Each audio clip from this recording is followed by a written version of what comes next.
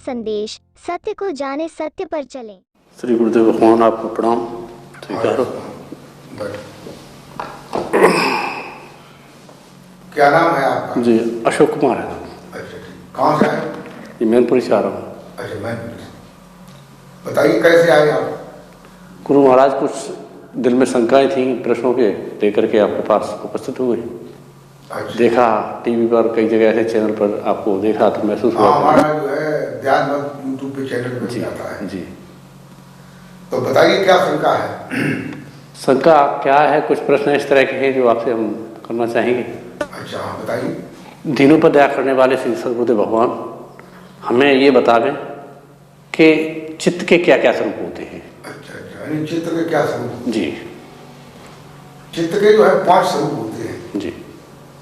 जिन्हें कहते हैं मूल, चित्त, विचित्त, एकाग्र और निवृत्त। ये जो 5 अवस्थाएं होती हैं, जैसे जागृत, स्वप्न, सुषुप्त, तुरी, इसी हिसाब से जो है चित्त के भी अलग अलग स्वरूप इन्हीं से मिलते जुलते हैं। जैसे जागृत अवस्था में चित्त की मूल अवस्था रहती है, और स्वप्न अवस्था में क्षिप्त अवस्था रहती है, और सुषुप्त अवस्था में जो है विक्षिप्त अवस्था रहती है, और तुरीय अवस्था में जो है एकाग्र अवस्था रहती है चित्त की।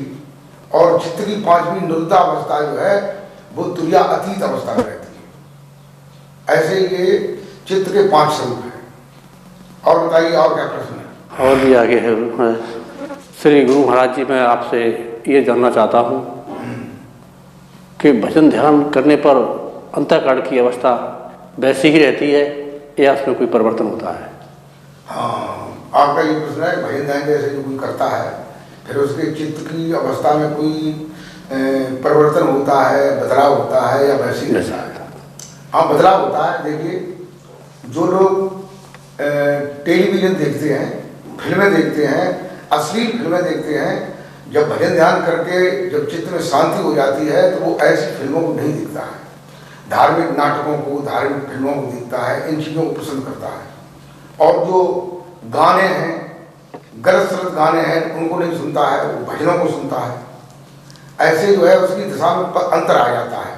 वो हर प्राणी के अंदर जो है प्रभु को देखता है, और हर जगह परमेश्वर को व्यापक समझता है। ऐसे जो है उसके चित्त में काफी परिवर्तन हो जाता है।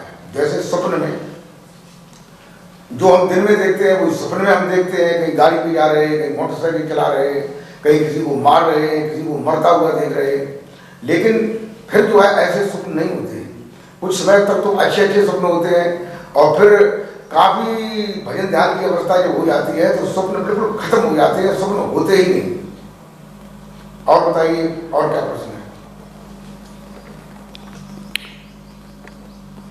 हे गुरु महाराज जी, मेरा अगला प्रश्न आपसे यह है, भजन ध्यान करते समय अंतःकरण और इंद्रियां कहाँ चली जाती हैं? अच्छा अच्छा, देखिए, भजन ध्यान करते समय अंतःकरण और इंद्रियां कहाँ चली जाती हैं, अब ये हम पहले भी बता चुके हैं और मैं फिर से बता रहा हूँ। जब जीव जो है जागृत अवस्था में भ्रकुटी कमल पर होता है, और जब नाम का स्मरण करते साधक करता है, ध्यान करता है, तो वह जीव जो है अंदर की ओर जाता है, तुरीयावस्था की ओर जाता है, नाभि कमल पर जाता है, श्रुति को, शब्द को लेकर के। तो वहां पर जो है पहले ही स्नायु केंद्र में अंतःकरण, मन, बुद्धि, चित्त, अहंग और 5 कर्मेंद्रियां और 5 ज्ञानेंद्रियों को बंद कर देता है, उसे बंद हो जाती है। और देखो, कभी कभी आप लोगों ने देखा होगा कि सुषुप्त अवस्था में भी जीव अंतःकरण और इंद्रियों को बंद कर देता है। तो कभी कभी आप लोगों ने देखा होगा कि जब जीव जागता है तो उस दरवाजे को खोल देता है, अंतःकरण और इंद्रियां फिर जाग जाती हैं। कभी कभी ऐसा होता है अंतःकरण जाग जाता है और इंद्रियां नहीं जाग पाती हैं। तो हम फिर सोचते हैं कि हम जग गए, और हमारी आंखें क्यों नहीं खुल रही हैं, कानों से सुनाई क्यों नहीं दे रहा है, हमारे मुंह से आवाज़ क्यों नहीं निकलती है। तो वो छटपटाता है, घबराता है, फिर वो जरा सा हरकत हो जाती है, हिल जाता है। तो फिर जो है इंद्रियां तब तक आ जाती है, जीव को जो मान पड़ जाता है कि इंद्रियां भी बंद थी। तो नीचे आप लोगों ने देखा होगा, चारपाई के नीचे ज़्यादातर बिल्ली बैठती है रात में, और जो चारपाई की 8 बजे सोच निकल के भाग गई। फिर उसने देखा, सरसरी निगाह से एकदम आंखें सतर हो गई, रोंगटे खड़े हो गए। ये हमें लगा, ये मालूम पड़ता है ये प्रेत है कोई और ये निकल के भाग गया, तो उसको भ्रम हो जाता है। लेकिन ऐसी कोई बात नहीं, ये शरीर की अवस्था की बात है जिसमें इंद्रियां नहीं जाग पाती हैं, अंतःकरण जाग जाता है, निकल आता है, तो ऐसा भी कभी कभी हो जाता है। और बताइए और क्या प्रश्न? हे गुरु महाराज, एक हमारा प्रश्न और है, उसमें है ब्रह्मा विष्णु महेश ही सबसे ऊपर हैं या उनके ऊपर भी कोई और है? अच्छा अच्छा अच्छा, आपका ये प्रश्न है ब्रह्मा विष्णु महेश ही सब कुछ है या इनके ऊपर भी कोई है? जी। तो देखिए ब्रह्मा विष्णु महेश जो है, इनके ऊपर जो है इनकी माता जी हैं, जिन्हें अध्या, आदि कुमारी, अष्टांगी, दुर्गा के नाम से कहते हैं। फिर उनके पिताजी हैं कालनिर्णय, और फिर उनके बाद जो है सत्पुरुष का ज्ञान है, जो सर्वोपर ज्ञान है। तो ये ब्रह्मा विष्णु महेश ही सब कुछ नहीं है, ये तो मोक्ष को भी प्राप्त नहीं हुए हैं, इसलिए इनको फिर से मनुष्य बनना पड़ता है।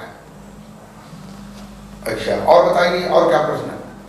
हे हंसों में परमहंस सतगुरुदेव भगवान, मेरा अगला प्रश्न है, परमात्मा किसे कहते हैं? परमात्मा किसे कहते हैं? देखिए ये बड़ा अच्छा प्रश्न है जी। परमात्मा जो है का एक सूत्र है। जैसे कोई गणित में सवाल लगाते हैं तो सूत्र के अनुसार सवाल लगाते हैं। हम संसारी लोग जो है सूत्र को नहीं जानते।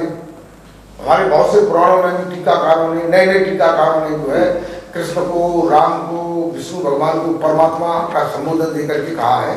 लेकिन विष्णु, ब्रह्मा और राम, कृष्ण ये परमात्मा नहीं है, ये भगवान है। भगवान का पद इनको प्राप्त है। तो परमात्मा कहते हैं निर्गुण निराकार। तो निर किसे कहते हैं? लोग निर का ही अर्थ नहीं जानते। जैसे गांव में कहते हैं निरा, निरा माने बहुत सा, तो कहते हैं निर्गुण निराकार। तो निराकार कहते हैं, निराकार का मतलब है निरा आकार।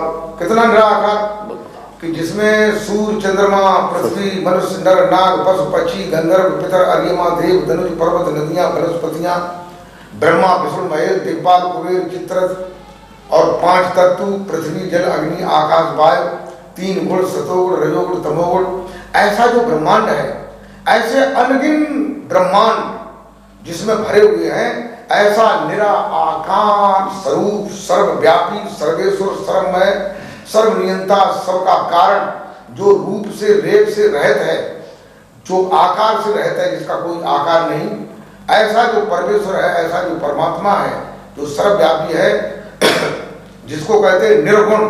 जितने भी गुण हैं, सतोगुण, रजोगुण, तमोगुण, और जितने भी रस हैं, ये सब जिसमें भरे हुए हैं, ऐसा जो है वही परमेश्वर है, वही परमात्मा है। और देखिए एक उदाहरण मैं आपको बताता हूं। जैसे कमरे में दिन में सूर्य ढल गया हो या सूर्य चढ़ रहा हो, तो कमरे में दरवाजों से या रोशनदान से या खिड़की से या किसी क्षेत्र से सूर्य की लाइट आती है। तो कमरे में जो है एक प्रकाश का लट्ठा सा मालूम पड़ता है, और उसमें कण उड़ते हुए मालूम पड़ते हैं, ऊपर जाते, नीचे जाते, दाएं बाएं अगल बगल जो है भागते हैं। क्या वो कण उस प्रकाश में ही है, पूरे कमरे में है? तो वो कण जो है पूरे कमरे में है।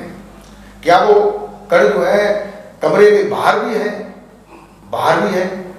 इन्हीं चारों तरफ जो है कण, अंदर बाहर सब जगह कण जो है रमण कर रहे हैं। वो नंगी आंखों से नहीं दिखाते, प्रकाश के कारण वहां दिखाई दे रहे हैं। उसको कण कहते हैं। कण का 1000वां भाग जो है अणु कहलाता है, और अणु का 60,000वां भाग परमाणु होता है। तो परमाणु में 3 चीजें होती हैं, इलेक्ट्रॉन, न्यूट्रॉन, प्रोटॉन। ये 3 संभाग। इलेक्ट्रॉन न्यूट्रॉन की ओर भागता है, न्यूट्रॉन प्रोटॉन की ओर भागता है। इसे इलेक्ट्रिक, विद्युत, बिजली या मोटर का आविष्कार किया है, जिससे जो है ये सारी बिजली के यंत्र चलते हैं। पंखा है, कूलर है, फ्रिज है, तमाम चीजें चलती हैं, मशीनरी चलती है, फैक्ट्री चलती हैं। तो इसका जो न्यूक्लियस है, जो बीच में है, जो मध्य भाग है, जो न्यूक्लियस है, तो न्यूक्लियस जो है उसमें असंख्य विभव है। और विभव जो है कितना छोटा होगा? बहुत छोटा होगा। विभव में 5 घटक हैं: शब्द, प्रकाश, ज्ञान, शक्ति, आनंद। सदगुरुदेव भगवान जो है सबसे पहले शब्द और प्रकाश का ज्ञान कराते हैं। और शब्द का प्रकाश का ज्ञान जैसे प्रकाश ध्यान में प्रकाश दिखाते हैं, दर्शन कराते हैं, अंतर में सांसों में जो शब्द रमण कर रहा है उसे कराते हैं। उसका अभ्यास करने से ज्ञान और शक्ति और आनंद ये स्वतः प्राप्त होने लगते हैं। ऐसा ही परमात्मा का स्वरूप है। और अगर मोटे की ओर हम आते हैं तो जो कण मैंने बताया जो प्रकाश में उड़ता हुआ दिखाई देता है, उसके जो है कई कणों को इकट्ठा करके कर लेते हैं, 10 कणों को इकट्ठा कर लेते हैं तो त्रिश्रेण कहलाता है। और 3 त्रिश्रेणों के बराबर एक त्रुटि होती है, और 3 त्रुटियों के बाद जो है मोटाई में चलते जा रहे हैं, एक रेव होता है बालू का कण। उसी बालू के कण से जो है पत्थर बनता है, पहाड़ बनता है। उसी से पहाड़ में से पहाड़ के टुकड़े को लेकर के राम की मूर्ति, कृष्ण की मूर्ति, बुद्ध की, हनुमान की, माता दुर्गा की, काली की तमाम मूर्तियों को छांट करके तैयार कर देते हैं और तैयार करके जो है बना देते हैं। ऐसे ही वह जो है मिट्टी के जो कण हैं फैले हुए हैं, या मिट्टी के कणों से मिला करके ईंट बनी हुई है, मकान बना हुआ है। तो ऐसे परमात्मा सर्वव्यापी है, सर्वेश्वर है, सर्वमय है, सर्वनियंता है, सबका कारण है। अच्छा, और बताइए। हे परमश्रेष्ठ सद्गुरुदेव भगवान, हमारा अगला प्रश्न है, क्या परमात्मा का भी अवतार होता है? अच्छा, परमात्मा का भी अवतार होता है जी। देखिए, अवतार भगवान के होते हैं, संतों के होते हैं, सदगुरुओं के होते हैं, और मुमुक्षों के अवतार होते हैं। मनुष्य भी अवतरित होता है या जन्म लेता है, लेकिन परमात्मा जो सर्वव्यापी है, कोई चीज सर्वव्यापी है, बहुत आकार में है, तो उसका कैसे अवतार हो सकता है? उसकी न कोई रूप है, न आकृति है, न कोई रेख है, कोई नमूना नहीं है। वो जो सर्वव्यापी है, जैसे चीनी है, हम किसी 1 कुंटल पानी में या 20 कुंटल पानी में चीनी को घोल दें तो चीनी का स्वरूप पहले दाने का था, लेकिन वो दाने का स्वरूप खत्म हो जाता है, फिर वो सब में मिल जाती है, घुल जाती है। ऐसे ही परमात्मा का जो है कभी अवतार नहीं होता, परमात्मा कभी अवतार नहीं लेता। जो मनुष्य परमात्मा का अवतार बनते हैं या ये समझते हैं कि परमात्मा अवतार लेता है, उन्हें भ्रम है और अविद्या है, अज्ञान है, और ये अज्ञान खत्म नहीं होगा तब तक उन्हें वास्तविक ज्ञान नहीं होगा। और बताइए, और क्या प्रश्न है? हे सद्गुरुदेव भगवान, मेरा आगे प्रश्न है कि अवतार किसे कहते हैं? अवतार किसे कहते हैं?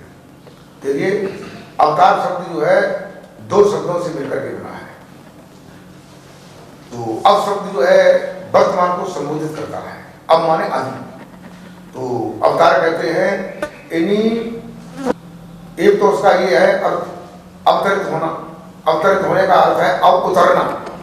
देखो, जीव जो है माँ के गर्भ से उतरता है, और जितने भी भगवान के अवतार हुए हैं वो भी माँ के गर्भ से ही अवतरित हुए हैं। राम का अवतार जो है कौशल्या के गर्भ से हुआ, कृष्ण का अवतार जो है देवकी के गर्भ से हुआ, कपिल का अवतार जो है और उनकी माता के द्वारा हुआ।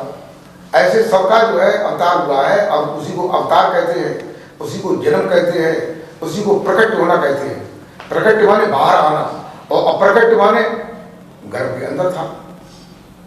अवतार का मतलब अवतरित होना, उतरना, और जन्म का मतलब जो है पहले जन्म नहीं हुआ था तब वो अंदर था, जब बाहर आया तो हमने उसे जन्म मान लिया। तो ये अवतार का मतलब ये है इन अवतरित होना, इसे अवतार कहते हैं। और अब तो जो पुराने जैसे जो हो गए, जैसे राम पहले आए थे, कृष्ण आए थे, बुद्ध आए थे, हनुमान आए थे, ब्रह्मा विष्णु महेश आए थे, बुद्ध अवतार थे। एक ये भी बात है कि बुद्ध अवतार थे, लेकिन अभी जो अवतरित हो रहे हैं और ज्ञान और भक्ति के बारे में बता रहे हैं, वो अवतार हैं, वो अभी तारने वाले हैं, वो अभी तार रहे हैं लोगों को, इसे अवतार कहते हैं। और बताइए, और क्या प्रश्न? हे गुरुदेव भगवान, हमारा आपसे प्रश्न है कि अवतार और जन्म में क्या अंतर है? देखो, अवतार और जन्म में क्या अंतर है? वैसे कोई अंतर नहीं है, मैं पीछे बता के पाऊंगा। देखिए, राम का अवतार हुआ, कृष्ण का अवतार हुआ।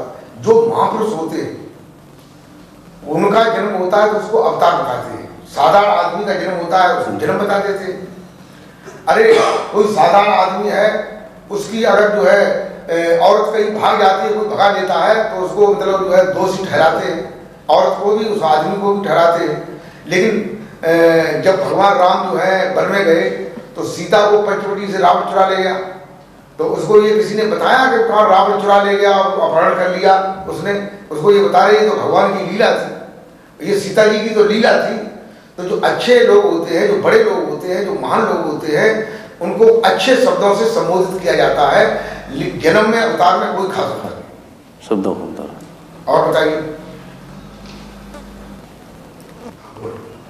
हाँ गुरुदेव, भगवान में वैसे कई सत्संगों में और सम्मेलनों में गए और वहाँ जाकर के काफ़ी बार उनके सत्संग को सुना, लेकिन वहाँ इस तरह की कोई बात नहीं मिली जिससे हमारे दिल में शंकाएं उठती रहीं।